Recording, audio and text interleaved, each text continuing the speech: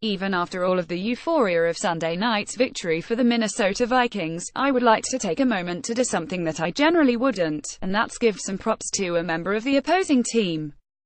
It's even stranger considering the player is a member of the New Orleans Saints. When the Saints punted away on their opening possession, it looked like Marcus Sherels had an opportunity to break off a huge return. There was one guy that stood between Sherels and Pate Dirt, and that was Saints punter Thomas Morstead.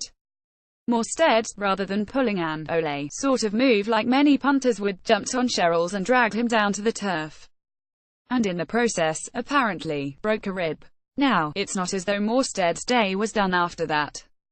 He punted 3 other times on the night, and also served as the holder for extra points and field goal attempts.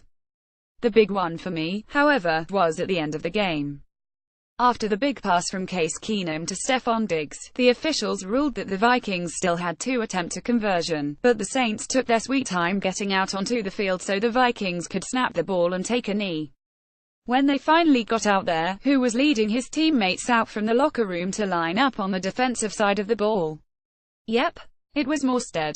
Broken rib and all. I'm relatively happy with the way Ryan Quigley has performed for the Vikings since winning the punting job during training camp. But, if the Vikings should decide to move on from him and the Saints should decide to move on from their punter, I'm not afraid to tell you that Thomas Morstead can punt on my team anytime. Kudos to that guy for showing some serious guts out there this afternoon.